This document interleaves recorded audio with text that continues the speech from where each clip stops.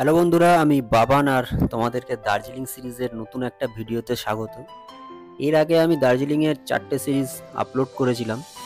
তো অনেকে রিকোয়েস্টে যে পুরো দার্জিলিং সিরিজের বাজেট কত, কোথায় কোথায় দাদা ঘুরলে, সমস্ত কিছু তথ্য আজকে আমি এই ভিডিওটায় আনবো। কারণ অনেকেই আমাকে বলেছে যে পুরো একটা বাজেটের ভিডিও বানাতে, কত টাকা খরচা হলো, কোথায় কোথায় ভিজিট করলাম, সমস্ত তথ্য এই দার্জিলিংয়ের সিরিজের আনতে বলেছিল। তাই তোমাদের জন্য এই ভিডিওটা আমি আজকে বানাচ্ছি। পুরো ভিডিওটা দেখো, তাহলে জানতে পারবে যে বাইক নিয়ে কত টাকা খরচা। খুবই সামান্য খরচায় আমরা ঘুরে এসেছি 4জন দার্জিলিং, তার সাথে নেপাল, লেপচা জগৎ, সমস্ত জায়গা। তো চলো শুরু করি আজকের এই ভিডিওটা।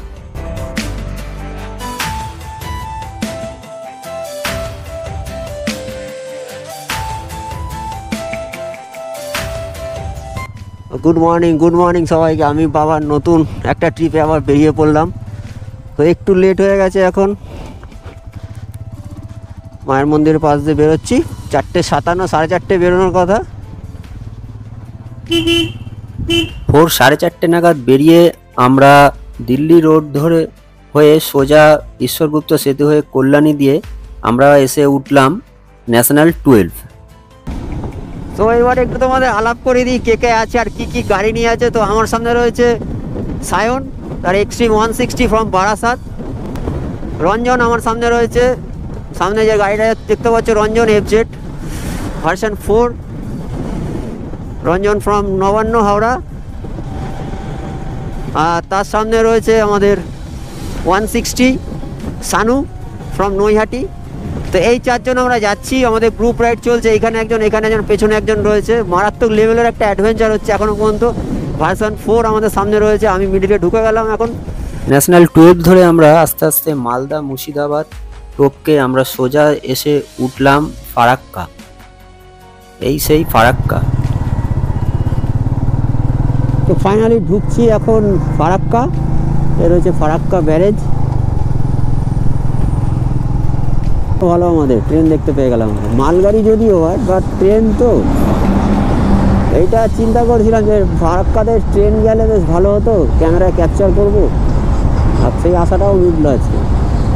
ফারাক্কা ব্যারেজ ক্রস করে আমরা সোজা চলে আসলাম পরদেশি ধাবাতে। পরদেশি ধাবাতে আমরা লাঞ্চ করে আমরা চলে আসলাম রায়গঞ্জ বাইপাস হয়ে সোজা শিলিগুড়ি ঢুকতে আমাদের একটু রাত হয়ে গেছিল। ফাইনালি আমরা চলে আসলাম রুমে। আর আমাদের রুমটা অলরেডি আগে থেকে বুকিং করে রেখেছিলাম বলেই আমরা ঠিকঠাকভাবে এসে উঠলাম ওপরে। এটা 3 তলার ওপরে। আর রুমে আসার সাথে সাথেই সায়ন আমাদের ভাই বিরিয়ানি অর্ডার দিয়ে দিয়েছে জোম্যাটো থেকে। ও জানে আমরা এখানে খাবার পাবো না। আর এদিকে রঞ্জন বসে আছে। Hello hello. সানু এদিকে ব্যাগটা ঠিক করছে, জাস্ট খাওয়া দাওয়া হবে। আর আমি আমার টুকটাক কাজগুলো করে নিচ্ছি, সবাই সবার কাজ করে নিচ্ছে। আর কালকে আমরা যাব এখান থেকে দার্জিলিং। তো কালকে দার্জিলিং যাব, 12:19 অলরেডি বেজে গেছে। দেখা যাক কখন আমরা ঘুমাই। অনেকের অনেক কাজ বাকি, মোবাইল চার্জ হ্যান ত্যান অনেক কিছু বাকি, খাওয়া দাওয়া কমপ্লিট করে। তো শিলিগুড়ি ঢুকতে আমাদের যে অভিজ্ঞতা হলো, সেই অভিজ্ঞতা ধরে রাখার মতো। তো নেক্সট ডে আমরা সবার প্রথমে সবাই বাইকের ফিউল আপ করালাম শিলিগুড়ি থেকে। দেন শিলিগুড়ি থেকে আমরা রোহিণীর রাস্তা ধরলাম। রোহিণীর রাস্তা ধরে আমরা সোজা ফার্স্ট গেলাম ডাউহিল। সেই ডাউহিল যাওয়ার রাস্তার অভিজ্ঞতা আমাদের খুবই ভালো। আমার একটা আলাদা ভিডিও করা আছে ডাউহিল নিয়ে, তোমরা চাইলে দেখতে পারো, ডেসক্রিপশন বক্সে লিঙ্ক দিয়ে দিলাম। ডাউহিল গেলাম, ডাউহিল গিয়ে আমরা ফার্স্ট ভিজিট করলাম ডাউহিল স্কুল। এই সেই স্কুল যেখানে আমরা সবার প্রথমে গেলাম ডাউহিল।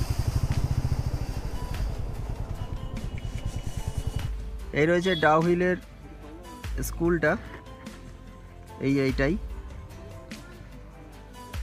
এটা দেখতেই সব টুরিস্ট এসছে। এখানে যত গাড়ি রয়েছে, এখানে যে গাড়ি ফাই যত রয়েছে, এই স্কুলটা দেখতেই এসছে।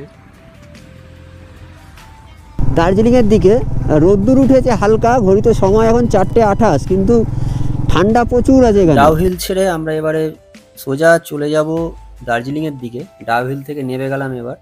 তো আমাদের দার্জিলিং ঢুকতে ঢুকতে প্রায় সন্ধে হয়ে গেছিল। ঘড়িতে এখন সময় হচ্ছে প্রায় 9:19, মানে 9:19 বাজে এখন। আর আমরা চলে এসেছি দার্জিলিংয়ের একটা হোটেলে, একটা নিচের দিকে একটা মোটামুটি একটা হোটেল ভাড়া নিয়ে আছি। তো এইখানে হ্যাঁ বাজেট ফ্রেন্ডলি একটা হোটেলে আমরা রয়েছি। নেক্সট ডে আমরা এরকম একটা টয় ট্রেনের সাক্ষী রেখে বেরিয়ে গেলাম দার্জিলিং এক্সপ্লোর করতে। তো সবার প্রথমে আমরা দার্জিলিং থেকে গেলাম বাতাসিয়া লুপ। সবার ফার্স্ট গেলাম আমরা বাতাসিয়া লুপ, যেখানে গিয়ে পুরো বাতাসিয়া লুপটাকে আমরা সারাক্ষণ ধরে এনজয় করলাম, সেলফি তুললাম, ফটো তুললাম, ওখানে গিয়ে খাওয়া দাওয়া করলাম। পুরো বাতাসিয়া লুপটা আমরা 4 জন মিলে ভালোভাবে ঘুরলাম সময় দিয়ে। বাতাসিয়া লুপ ছেড়ে আমরা এবারে এগোলাম আমরা লামাহাটা ইকো পার্কের দিকে। আর লামাহাটা ইকো পার্কের দিকে গিয়ে আমাদের যে অভিজ্ঞতা হয়ে গেছে সেটা তোমরা একবার দেখো। আচ্ছা,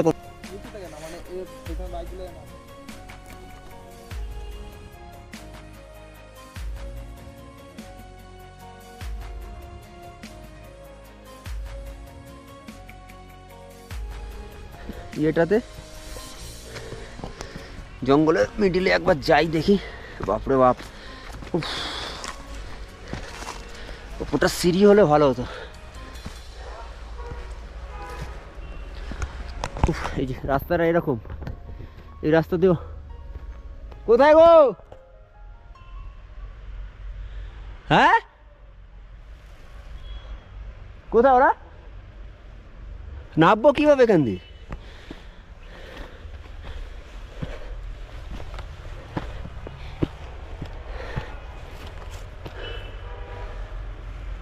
ওই আমি আর উঠবো না, আর উঠবো না। উফ, হাঁপিয়ে গেছি, নেমে যাই। সো নেক্সট ডে আমরা দার্জিলিং থেকে বেরিয়ে সোজা লেপচা জগৎ যাই। সবার ফার্স্ট লেপচা যাওয়ার রাস্তাটা ছিল অনবদ্য, একদম পুরো ফাঁকা রাস্তা, চারিদিকে পাইন ফরেস্ট আর সিনিক বিউটি তার সাথে দারুণ। আর এই লেপচা জগতে গিয়ে প্রথমে আমরা ভিজিট করি পাইন ফরেস্ট। এই সেই পাইন ফরেস্ট যেখানে আমরা সবার ফার্স্ট ভিজিট করি লেপচা জগতে। দেন ওখান থেকে আমরা সোজা চলে যাই পশুপতি ফাটক। এই হচ্ছে নেপালের বর্ডার, পশুপতি মার্কেট। এখানে এন্ট্রি করতে হবে আমাদের বাইক রেখে। সো ফাইনালি দাঁড়িয়ে আছি নেপালে।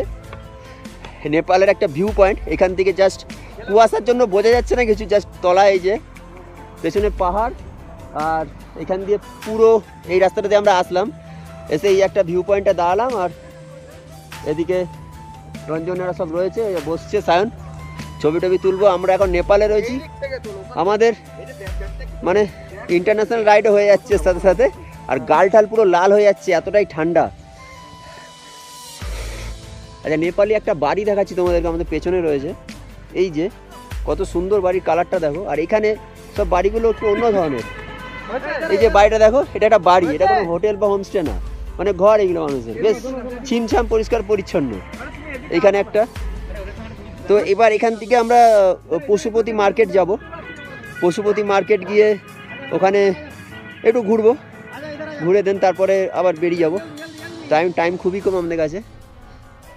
তো আমরা নেপাল থেকে বেরিয়ে গেলাম, বেরিয়ে গিয়ে এখন যাচ্ছি মিরিকের দিকে। আর হয়ে গেছে রাত্রি, এখন 5:35, আর কুয়াশা, মানে মেঘের ওপর দিয়ে যাচ্ছি, জাস্ট লাইটে কিছু দেখা যাচ্ছে না।